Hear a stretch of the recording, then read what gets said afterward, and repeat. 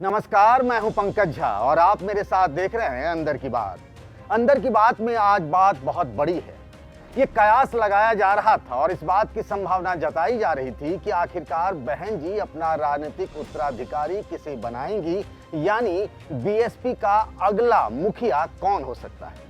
अब इस बात की घोषणा खुद बहन जी यानी बीएसपी अध्यक्ष मायावती ने कर दी है। मायावती ने अपने छोटे भाई आनंद कुमार के बेटे आकाश आनंद को अपना उत्तराधिकारी घोषित कर दिया है। हालांकि पहले से ही लग रहा था कि शायद वही मायावती के बाद बीएसपी की कमान संभालेंगे, वो बीएसपी जो इन दिनों बुरे हालात से गुजर रही है, सबसे मुश्किल दौर से गुजर रही है। बीएसपी के पास भी वही संकट है जो यूपी में कांग्रेस के पास संकट है, यानी उसकी सियासी जमीन धीरे धीरे ही सही खिसकती जा रही है। लखनऊ में कुछ देर पहले बीएसपी के जितने भी नेशनल लेवल के पार्टी के नेता थे, उनकी एक बैठक बुलाई गई और उसी बैठक में मायावती ने इस बात का ऐलान कर दिया कि उनके भतीजे आकाश आनंद ही उनके उत्तराधिकारी होंगे।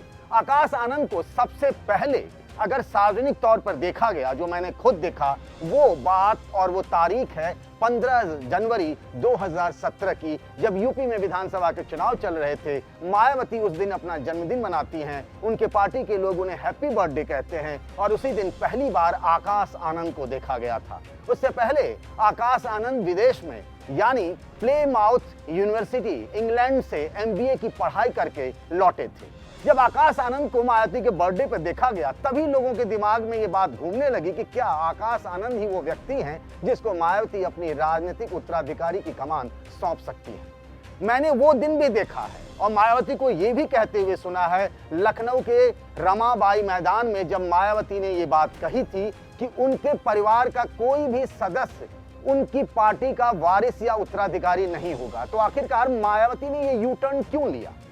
जिस मायावती ने सार्वजनिक तौर पर बीएसपी के मंच से ऐलान किया था कि दूसरी पार्टियों की तरह उनकी पार्टी में उनके परिवार का कोई भी व्यक्ति उनके बाद बीएसपी की कमान नहीं संभालेगा, तो आखिर ऐसा क्या हो गया? क्या मायावती को अपनी पार्टी के नेताओं पे भरोसा नहीं रहा? लगता ऐसा ही है, क्योंकि मायावती की पार्टी के एक एक करके बड़े नेता पार्टी छोड़ते चले जा रहे हैं। स्वामी प्रसाद मौर्य, नसीमुद्दीन सिद्दीकी, बाबू सिंह कुशवाहा से लेकर लालजी वर्मा, इंद्रजीत सरोज, रामअचल राजभर, पता नहीं ये नाम कितने सारे हैं, बहुत लंबी लिस्ट है। मुझे लगता है कि मायावती को इस बात का अंदेशा हो गया था कि उनके बाद अगर कोई कमान संभाल सकता है तो वो उनके भतीजे आकाश आनंद ही हैं। मायावती ने हालांकि अपने छोटे भाई आनंद कुमार को पार्टी का उपाध्यक्ष बना रखा है, लेकिन मायावती के सामने इस समय चुनौतियां बहुत बड़ी हो गई हैं। एक तरीके से यूपी में ही देखें तो उन्हें कहीं ना कहीं एक चुनौती मिल रही है, खास तौर से जिन लोगों ने बीएसपी के संस्थापक कांसीराम को नहीं देखा है,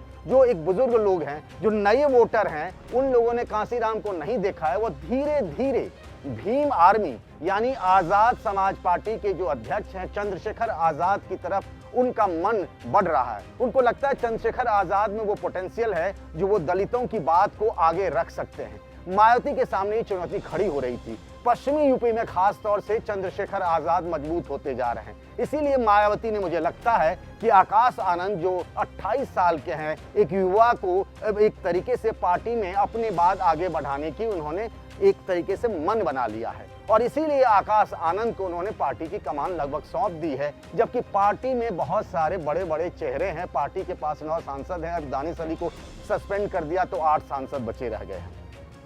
आकाश आनंद को पहली बार पॉलिटिकली तौर पर एक्टिव तब देखा गया था, ये बात भी 2017 की है। सहारनपुर में जब एक तरीके से ठाकुर वर्सेस दलितों का झगड़ा चल रहा था और तब पहली बार भीम आर्मी का नाम सुना था, चंद्रशेखर आजाद का नाम सुना था। उस वक्त मायावती और उनके साथ उनके भतीजे आकाश आनंद ने सहारनपुर का दौरा किया था, तभी से इस बात के कयास लगाए जाने लगे थे। 2019 का जब लोकसभा चुनाव हुआ तो जब भी मायावती चुनाव प्रचार करने जाती थी, कभी वो मुलायम सिंह यादव के साथ उन्होंने मंच साझा किया, कभी अखिलेश यादव के साथ मंच साझा किया। मैंने देखा कि एक मंच पर मुलायम, अखिलेश, मायावती तीनों थे। मेरठ के मंच पर देखा हमने कि चौधरी अजीत सिंह भी थे, मायावती भी थी और अखिलेश यादव भी थे। उस मंच पर आकाश आनंद भी थे। मायावती धीरे धीरे करके आकाश आनंद को एस्टैब्लिश करने में लगी थी। आज की तारीख में आकाश आनंद जो हैं वो पार्टी में नेशनल कोऑर्डिनेटर हैं। नेशनल कोऑर्डिनेटर के तौर पर उन्हें इस बार राजस्थान की जिम्मेदारी दी गई थी। आप जानते हैं कि बीएसपी थोड़ी सी अनोखी पार्टी है, कई मायनों में दूसरी पार्टियों से बिल्कुल अलग है। इस पार्टी में ना तो कोई प्रवक्ता होता है, ना ही बीएसपी के लोग कभी धरना प्रदर्शन करते हैं, किसी आंदोलन में भाग लेते हैं, ना वो पदयात्रा करते हैं, ना वो रोड शो करते हैं। लेकिन पहली बार ये परंपरा टूटी जब आकाश आनंद ने बाबा साहब भीमराव अंबेडकर के जन्मदिन पर राजस्थान में रोड शो किया, पदयात्रा की। एक तरीके से राजस्थान में पार्टी की कमान चुनाव के दौरान, अभी जो विधानसभा चुनाव खत्म हुए, मायावती ने आकाश आनंद को आगे करके दे दिया। आकाश आनंद जो हैं उन्होंने प्रचार भी किया, लंबे समय तक वहां रहे, बीएसपी के 2 विधायक चुने गए। आपको बताऊं कि आकाश आनंद की शादी भी एक तरीके से बीएसपी के परिवार में ही हुई है।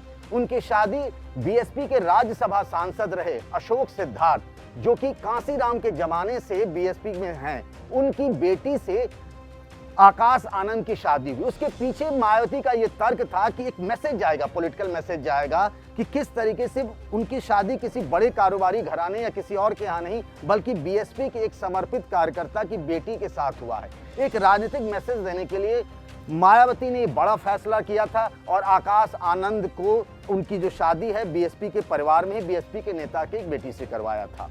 अब सवाल ये है कि मुझे जो पता चल रहा है वो ये है कि आज की तारीख में अगर 2024 के लोकसभा चुनाव को देखें तो 2 ध्रुव हैं। एक तरफ बीजेपी की अगुवाई में एनडीए है, दूसरी तरफ कांग्रेस की अगुवाई में इंडिया गठबंधन है। बीएसपी इनमें से दोनों में से किसी भी गठबंधन में नहीं है। मायावती ऐलान कर चुकी हैं कि वो अकेले ही चुनाव लड़ेंगी। यूपी में लोकसभा की 80 सीटें हैं। मायावती का एक तरीके से बीएसपी का ये गढ़ कहा जाता है। अब अगर वो अकेले लड़ेंगी तो फिर क्या होगा? ये अनुमान लगाया जा रहा है कि मायावती का चूंकि वोट बैंक लगातार खिसकता जा रहा है, 2022 के विधानसभा चुनाव को देखें यूपी के, तो मायावती का सिर्फ 1 विधायक यानी बीएसपी का 1 विधायक चुना गया। ये हैरान करने वाला था। जबकि कांग्रेस जैसी पार्टी के 2 विधायक चुने गए, सुहेलदेव राजभर जैसे ओम प्रकाश राजभर की पार्टी के 6 विधायक चुने गए, अपना दल जो आशीष पटेल, अनुप्रिया पटेल की पार्टी के 13 विधायक चुने गए, लेकिन बीएसपी जैसी राष्ट्रीय पार्टी का सिर्फ 1 विधायक चुना गया और वोट शेयर घटकर 13% रह गया। तो मायावती ने जो आकाश आनंद को अपना राजनीतिक उत्तराधिकारी घोषित किया, उनके सामने बहुत चुनौतियां हैं। एक तरीके से कह सकते हैं, वो कहावत है बिहार यूपी में कहा जाता है 32 दांतों के बीच में जीभ वाली, वही पॉलिटिक्स उनके सामने, आकाश आनंद के सामने चुनौती है। क्या वो चाहेंगे कि उनकी जो बुआ हैं, मायावती हैं, वो इंडिया गठबंधन में जाएं, क्योंकि बीजेपी के साथ जाने का सवाल नहीं उठता है।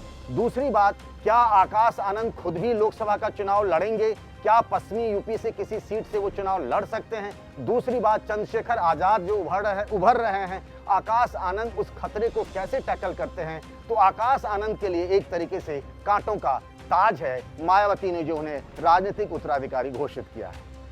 क्या आपको लगता है मायावती और कांसीराम जी ने जो बीएसपी बनाई, बीएसपी को आगे बढ़ाया, मायावती 4 बार यूपी के मुख्यमंत्री रहीं, क्या आकाश आनंद अपने कंधे पर बीएसपी को आगे बढ़ाकर ले जा सकते हैं? आपकी क्या राय है? आपकी राय का इंतजार रहेगा। तब तक अपना ख्याल रखिएगा। नमस्कार।